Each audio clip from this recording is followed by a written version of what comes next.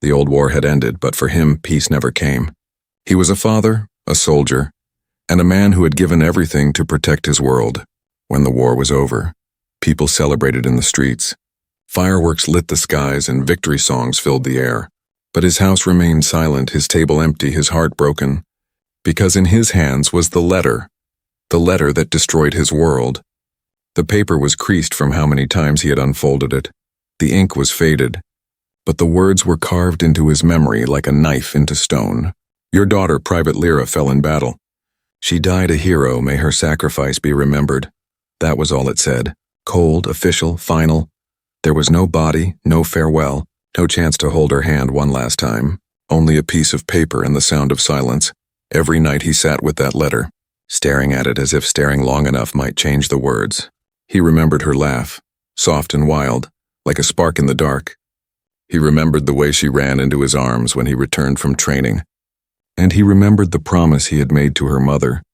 Before she passed away, I will protect her, no matter what happens, and now, he had failed, or at least that was what he believed. Years passed, the war ended, the cities rebuilt, and new lives were born. But he walked like a ghost through the ruins of his own heart. People told him to move on, to forget, to accept what happened. But how can a father forget his own child? He lived with the letter, he slept with the letter. He carried the letter in his pocket like it was her hand. Then one cold evening in a bar filled with smoke and alien traitors, he heard a whisper. It was not meant for him. But his ears caught every word. A gruff alien voice said, "The humans think all their soldiers are dead. But some are alive, some are being kept as trophies, sold to the highest bidder." His glass nearly slipped from his hand, his heart hammered. Alive? Could it be true? Or was it just drunken talk meant to amuse? He leaned closer, pretending not to care, but inside his chest, fire burned. The alien went on. "I saw a girl, young, dark hair, human eyes. She was taken by soldiers of the enemy, chained like a beast. Traded in silence." The father froze, his throat dry. Could it be her? His Lyra? Or was hope playing tricks on him again? Hope was dangerous, he knew. It could lift a man high only to crush him back into the dirt. But he could not ignore it, not this time. Not when the words matched the dreams that haunted him. That night he returned to his empty home, the letter still waiting on the table. He stared at it, and for the first time in years, he felt rage stronger than grief. If the letter was a lie, if his daughter was alive somewhere in the hands of the enemy, then every day he wasted was another day of her suffering. He clenched his fists, tears sliding down his cheeks. The war had ended, but for him, a new war was about to begin. The next morning, he packed what little he owned. A knife, a rifle, a bag of food, and the letter, always the letter. Neighbors watched him leave, whispering to one another. Poor man. Still chasing ghosts, but he did not stop. He did not look back for the first time in years. He walked with purpose, his feet heavy, but his heart alive. He would find her. He would tear through enemy lines. He would face the whole galaxy if he had to. Because a father's love is not something that can be buried by a war or erased by a letter. As he marched across the broken roads, the sky dark above him, one thought repeated in his mind. If she is alive, I will bring her back. If she is not, then I will know the truth with my own eyes. No more lies, no more waiting. The letter of death had chained him for years, but now it had become his fuel. Every step he took was one step closer to the truth, and deep down a whisper of hope stirred. What if the war had not taken her after all? What if she was out there waiting for him? He tightened his grip on his rifle and looked at the horizon. The world might have thought the war was over, but for him it had only just begun. The road was long, broken, and filled with silence. For days the father walked across ruins, across towns that had been burned during the war. Every broken wall, every shattered street reminded him of what was lost. But he pressed on, chasing whispers, chasing shadows. The letter said his daughter was dead, but now his heart told him she was alive, and he could not ignore that voice. He reached a trading post where humans and aliens exchanged goods, food, and secrets. He sat in the corner, listening, always listening. He heard laughter, drunken talk, and the clinking of bottles, and then he caught it again. Another whisper. Humans are still being moved. Soldiers, women, even children. Some are alive, some are sold. The words cut through him like a blade, but he kept his face still, pretending to drink. The men at the table spoke of a caravan heading east. Carrying prisoners in cages, his heart pounded. He knew he had to follow that night under a sky of cold stars. He walked silently behind the caravan. He stayed in the shadows, moving like a ghost. Every step heavy with fear and hope, the wagons creaked. The soldiers guarding them laughed, unaware of the eyes watching them. He crawled closer to the edge of the camp when they rested, hiding among rocks and dust, and then he saw them, iron cages, covered with cloth, shapes moving inside. His throat tightened, sweat ran down his back. One of those shapes could be her. One of those shadows could be his daughter. The guards lit fires and passed around drinks. Their voices loud, careless, he inched closer, step by step. His rifle pressed to his chest. He dared to lift the cloth of one cage and peek inside. A boy stared back, thin, bruised. Too weak to speak, but his eyes screamed for help. The father wanted to open the lock, but the sound of boots made him freeze. A soldier walked past, humming. Not seeing him in the darkness, he pulled back, heart racing. It was not her, not this time, but his search was not over. For 2 more nights he followed, always watching, never seen. And on the 3rd night he saw her. The soldiers pulled her from the cage, mocking her, pushing her to the ground. Her hair was longer, tangled, her face thinner, marked by pain. But those eyes were the same. He almost cried out, almost rushed forward, but his hands clamped over his mouth. It was her, his daughter, his Lyra, alive, broken, but breathing. The sight burned into his soul, a mix of joy and rage so strong it nearly broke him. He gripped the rifle so hard his knuckles turned white. Every muscle screamed at him to attack, to tear the guards apart and hold her in his arms. But he knew if he moved now, they would kill her before he could even reach her. He bit his lip until he tasted blood, forcing himself to wait, forcing himself to endure. He watched as they threw her back into the cage, laughing like wolves. Her head fell forward, her body weak. But her spirit still alive, that was all he needed. Hope had become truth. She was alive and he would get her back. The caravan moved again and he followed, always in the dark. Always just out of sight, he studied the guards. Their numbers, their weapons, their routine. He saw where they slept, how they tied their horses, how they changed watches at night. Every detail he stored in his mind. Every weakness was another chance, because soon, very soon, he would strike. One night as he hid near the camp, a hand suddenly clamped over his mouth. He spun ready to kill but froze when he saw the face. It was the boy from the cage, his thin frame crawling through the dirt, somehow slipping free of his lock. The boy's voice was a whisper, broken but urgent. "Please help us, they will sell us, they will take her too." The father grabbed the boy's arm, eyes burning with fire. "Tell me everything," he whispered. "Tell me where they take her." The boy nodded weakly and pointed to the horizon. "They sell humans in the black markets beyond the ridge. The soldiers take the strongest as slaves. The rest are thrown away." The father's jaw clenched, his rage building like a storm. He looked back at the campfire, at the cage where his daughter lay. He swore to himself, to the stars above, and to the mother he had lost, he would not fail this time. He would follow the trail of shadows to the very end. And when the time came, he would burn the night itself to bring her home. The night was colder than usual, the kind of cold that bites through skin and rattles bones. The father crouched behind broken stones, staring at the cages in the enemy camp. Fires burned bright, casting long shadows across the ground, and every shadow felt alive. The soldiers laughed and ate, their voices harsh, their words sharp, but his eyes were fixed only on one place, the cage that held his daughter. She was curled in the corner, her arms around her knees, her face hidden by tangled hair even from a distance. He could see how thin she was, how fragile. The girl who once ran through fields, who once carried light in her eyes, now sat like a ghost of herself. His heart screamed to run to her, to break the lock, to lift her out, but his mind whispered caution. One wrong step and she would die before his eyes. He studied the camp carefully, every detail burned into his mind. There were 6 guards, 3 by the fire, 1 near the supply crates, and 2 walking in circles with rifles. The cages were heavy, made of iron. Locked with thick chains, it would not be easy. Not even possible without risk. But he had faced worse in war. The difference now was that this was not about victory or orders, this was about blood. About family. He crawled closer through the dirt, the smell of smoke filling his nose. When the guards laughed, he moved. When they turned, he froze. Every muscle in his body ached from the tension, but he did not stop. Finally, he reached the line of cages, pressed against the cold metal bars. The prisoners inside stirred. their weak eyes watching him with silent hope. One of them, a woman with bruises on her face, whispered, "Help us," but he shook his head. Not now, not yet. If he freed one, they would all be killed. He crept along the cages until he reached hers. Her head was down, her body trembling in the chill of the night.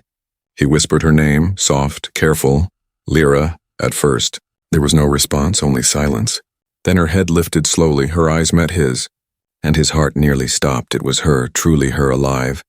Broken but alive, her lips parted, trembling. "Father," she whispered, her voice no louder than breath.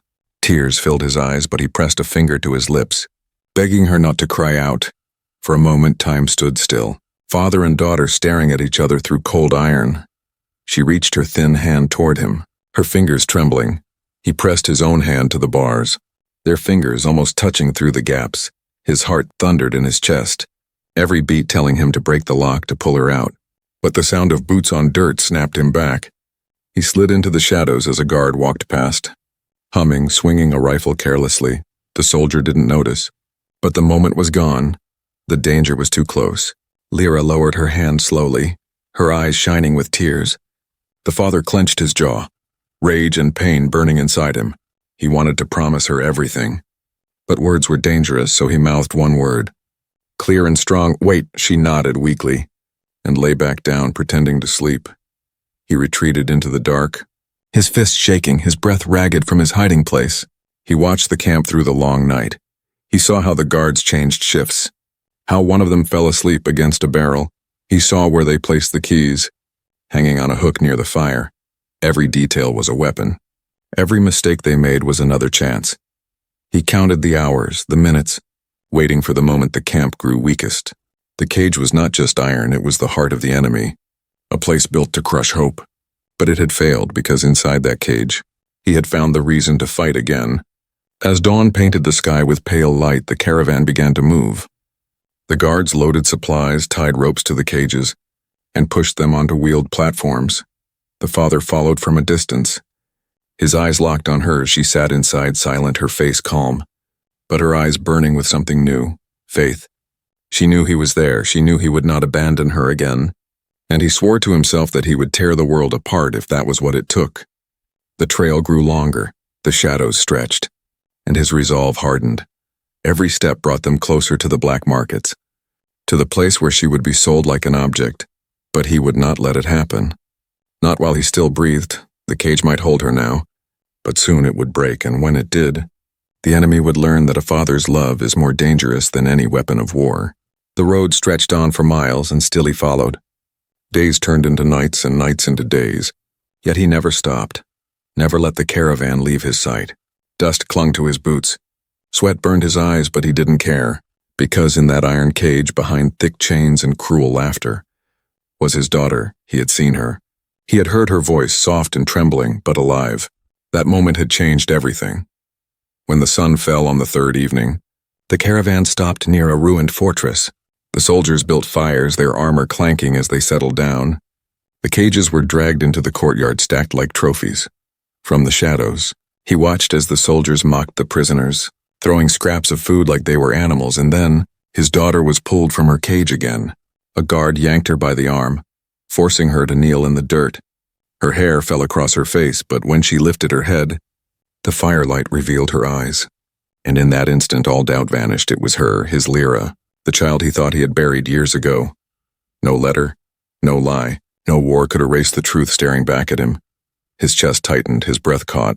His heart felt as if it would burst from his ribs. She looked older, marked by suffering. But those eyes, the same eyes he once kissed goodnight, still carried the fire of his little girl. Tears welled, but he forced them down because one tear, one sound, and she would die before he could reach her.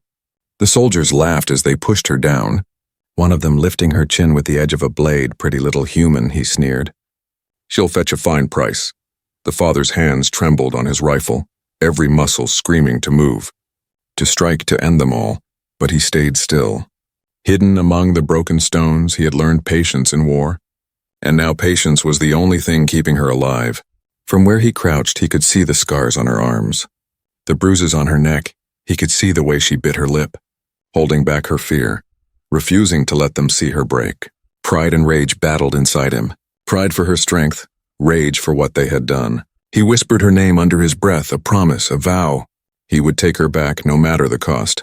The guards shoved her into the cage again, slamming the lock, their laughter echoing in the night. She clung to the bars, her thin fingers wrapping around the cold iron. Her lips moved silently, and though he could not hear, he knew what she was saying, Father. He pressed his forehead against the rock, closing his eyes, fighting the storm inside. He wanted to rush in, to shout, to tear apart the chains with his bare hands. But not yet, not yet. Hours passed. The camp grew quiet. And still he did not move. He studied every guard, every movement, every detail. The keys to the cages still hung near the fire. The guards rotated every 2 hours, the weakest one always dozing on the edge. He mapped it all in his mind, turning the camp into a battlefield. Tomorrow or the day after, he would strike. But he would strike when success was certain, because failure meant her death. And he would not lose her twice. The night stretched long, and memories crept into his thoughts. He remembered the day she joined the army, her determination shining brighter than her fear. He remembered the last time he saw her smile, the last hug before she marched away, and he remembered the promise he made, the promise that had haunted him every day since. I will protect her no matter what. Now, fate had given him one more chance. As dawn touched the fortress, painting the sky in red and gold, he whispered to himself, they think she is theirs, but she is mine. They think she is weak, but she is my daughter, and I will burn this world to bring her back. In the cage, she lifted her head, her tired eyes searching the horizon, and though she could not see him, though chains bound her hands and bruises marked her skin, she smiled faintly because somewhere deep inside she knew her father was out there, watching, waiting, ready to come for her. And in that moment of silent recognition, father and daughter, separated by iron and enemies, were bound together again. The war had lied, the letter had lied, but blood never lies, and blood had called him back to her. The cage might hold her body, but her spirit was already free, and soon, very soon, he would make sure her chains shattered, even if he had to fight an army alone. The fortress slept under the blanket of night. The fires burned low, their embers glowing like red eyes in the dark. The soldiers lay scattered across the courtyard, some snoring, some clutching bottles, others leaning against walls with heads heavy from drink. It was the moment he had been waiting for, the hour when men were weakest, the hour when shadows were strongest. The father pressed himself against the ruined stone, his breath slow and steady, his heart thundered in his chest, but his hands were calm, steady as the soldier he once was. Before him, across the firelit ground, stood the cages, and inside one of them, his daughter slept with her knees tucked to her chest, her thin arms wrapped around herself. Every chain on her body was a chain on his soul, and tonight he would break them all. He studied the camp one last time, every detail, every guard. 2 men walked lazily around the perimeter, their torches swinging. One soldier sat by the fire, head bobbing, almost asleep. The rest lay scattered, trusting their numbers, their weapons, their arrogance, but arrogance was a weakness, and weakness was all he needed. He crept forward, crawling across dirt and broken stone, his shadow stretching long but silent. Each step felt like a lifetime, each breath louder than thunder in his ears. He stopped when the guards turned, moved when they looked away. He slid past the drunk soldier by the fire, his eyes fixed on the hook where the keys hung. His hand reached out, fingers brushing cold iron. For a heartbeat he froze as the soldier shifted, mumbling in his sleep. Then with a steady pull, he lifted the keys free, holding them tight in his palm. The cages loomed ahead, black shapes in the night. He crouched low, moving from one to the other.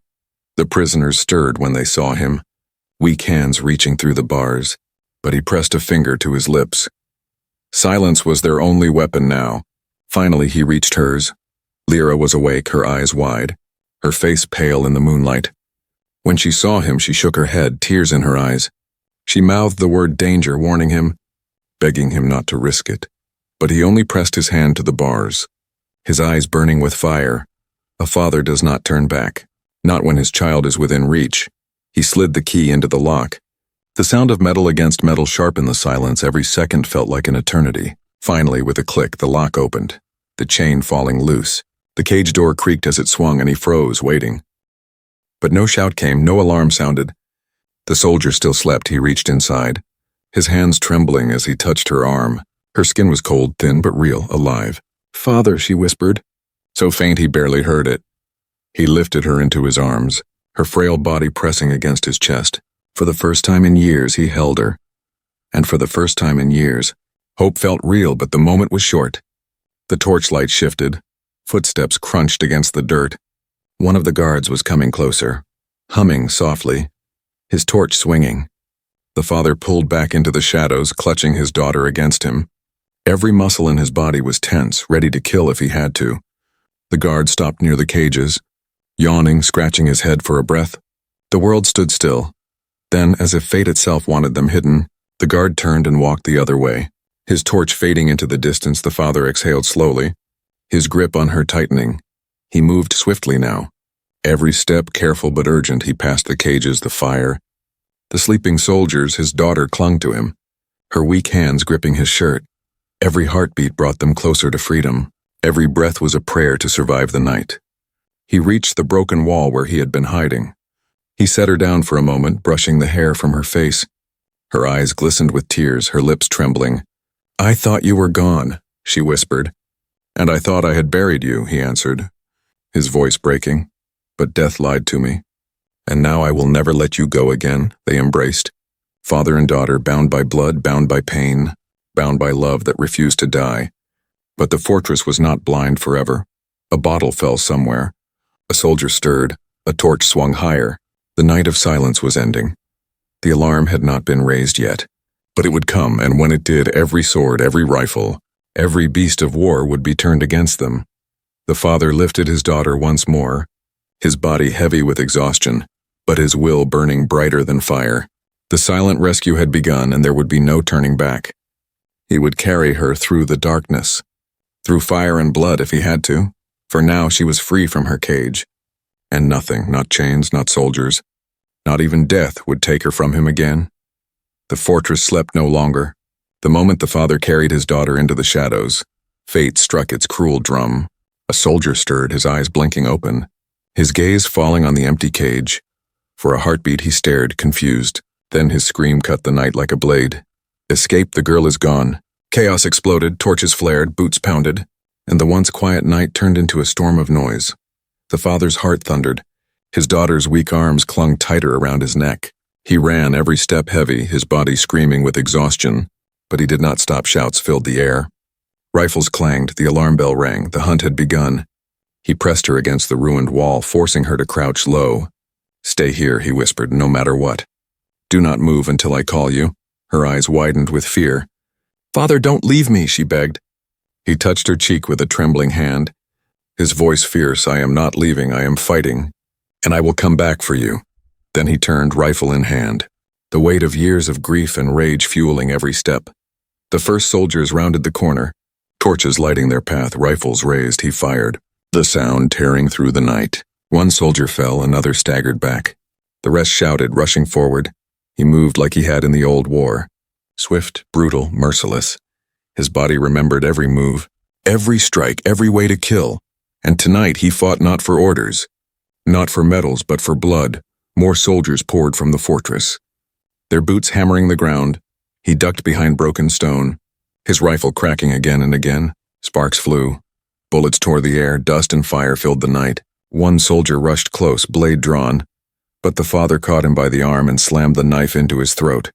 Another came from behind, but he twisted, swinging the rifle like a club, breaking bone with the sound of thunder. The ground grew red, the air thick with smoke. And still he fought. The enemy shouted orders. "Don't let them escape, kill the man, keep the girl alive." The words cut into him sharper than any blade. They would take her again, break her again, sell her to shadows. Never, not while he lived, he roared. A sound of rage and pain, his rifle flashing, his knife tearing. He was one man, but tonight he was an army. Behind him, his daughter watched through tears, her weak body trembling.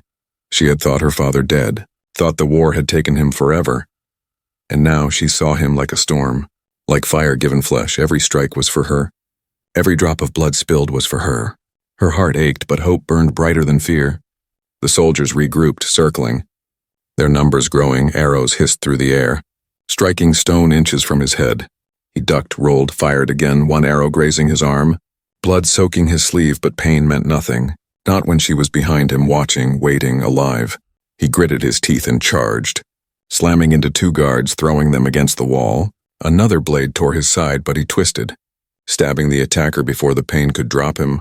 Fire and blood mixed around him. A battlefield born from love. The fortress burned now, sparks spreading from overturned torches. Smoke rose into the sky, cries filled the air. The father dragged his daughter to her feet, her legs shaking, but he held her tight. "Stay with me," he said. "No matter what, stay with me." She nodded weakly, leaning against him, her strength nearly gone. But her spirit held, her will unbroken. Together they stumbled through the chaos. Soldiers charged, blades flashing, but he met them all. His body a shield, his will a weapon. Blood splattered across the stones. Screams echoed. The night had become an inferno. But still, through fire and blood, he carved a path. By the time they reached the edge of the ruins, his body was heavy, his wounds burning, but his grip on her never faltered. She looked up at him, tears streaming down her face, her lips trembling. "Father, why?" she whispered. "Why risk everything for me?" He stopped, his chest heaving, his eyes blazing even through pain. "Because you are my daughter," he said, his voice breaking. "And no war, no letter, no enemy can take you from me again." The sounds of pursuit echoed behind them, torches glowing like fireflies in the dark. The fight was not over. Not yet, but tonight. The enemy had seen something they could never forget. One man against an army, one father against the world. And he had carved his name into their memory with fire and blood. The night sky was fading, its stars dimming as the first light of dawn touched the horizon. The fortress behind them burned, black smoke rising into the pale sky. The father carried his daughter through the broken fields, his body torn with wounds, his breath heavy, but his grip never letting go. Behind them shouts still echoed, enemy soldiers hunting. But every step forward was a step away from chains. Every step was a promise he refused to break. Lyra leaned against his chest, her body weak but her eyes alive. She whispered through trembling lips, "I thought I would die there." He tightened his arms around her, his voice raw but fierce. "No, never. You were never meant to die in a cage. Not while I live." She closed her eyes, tears sliding down her face. But for the first time in years, those tears carried hope. The father staggered through the ruins of an old village, the building silent, broken by war. He set her down for a moment, brushing the dirt from her face. Her thin fingers clutched at his sleeve. "Afraid he would vanish if she let go. Are we safe?" she asked, her voice shaking. "Not yet," he said, scanning the horizon. "But we will be." His body ached. Blood stained his shirt, but his spirit stood unbroken. The sound of distant horns carried through the morning air. The enemy was still searching, their torches glowing in the distance like fire crawling across the land. He knew they would not give up easily. Not after what he had done. One man had made them bleed. One man had stolen what they thought was theirs. And now they would chase him until the stars fell. But he did not care, because every breath she took in his arms was worth a war. As they moved through the fields, Lyra lifted her head weakly. Her voice was soft, but her words struck his heart like lightning. "Father, I thought you died in the war. They told me you were gone. They told me I was alone." His throat tightened, his eyes burning. "And I thought you were dead too," he whispered. "I buried you in my heart every night. I cursed myself for not protecting you, but I never stopped loving you. Never stopped hoping." She pressed her forehead against his chest, her tears soaking into his shirt. "Then we were both lied to," she whispered. "But lies end today." The path grew steeper as they climbed a rocky ridge, the ground sharp and cruel underfoot. He carried her when her legs failed, his muscles screaming, his vision blurring, but he pressed on. Every step a battle, every breath a war. He remembered her as a child, laughing in the fields, her arms full of flowers. That memory kept him moving, that memory fueled his strength. Because he would not lose her again. Not to soldiers, not to chains, not to death itself. At the top of the ridge they paused, looking back one last time. The fortress smoldered in the distance, its fires still glowing, its towers broken. The enemy swarmed below. Their shouts carried on the wind, but they were far now. Too far. He turned away, holding her close. "Let them chase," he said. "Let them send armies. I will face them all if I must, because you are mine, Lyra, and nothing can take you again." She looked up at him, her eyes shining with pride through tears. "You came for me," she whispered, "when no one else did." "You came," he smiled faintly, his lips trembling. "I will always come," he said, By the time the sun rose fully, they had reached the edge of a river, its waters rushing and clear. He lowered her onto the grass, letting her drink. Washing the dirt and blood from her face, she looked at her reflection in the water, a face changed by pain, by scars, but still hers, still alive. Her hand trembled as she touched the surface, and she whispered, "I'm free." The father knelt beside her, his voice soft. "Yes, you are free. And you are mine always." For a long moment, they sat by the river, the world quiet except for the rushing water. The war, the cages, the screams, all seemed far away now. It was just a father and his daughter. Together again after years of lies and loss, she leaned against him, her small smile breaking through the pain. And he wrapped his arm around her, staring at the horizon with eyes full of fire. The journey ahead would not be easy. The enemy would not stop hunting. But he had faced fire and blood, and he would face more if he must, because love had turned him into something stronger than fear. Stronger than war, a father's heart was his weapon, and no army could take it from him. As the sun rose higher, he whispered a final vow. They thought they could break us, they thought they could end us, but we are here, alive together, and no one in this universe will ever tear us apart again. Lyra closed her eyes, her hand gripping his, her voice a soft echo of his vow. Together, and with that word, the story of loss turned into the story of return. The letter of death had lied. The war had stolen years, but love had won. A father had found his daughter. A daughter had found her father, and together, they walked into the light of a new day, free, unbroken, and unafraid.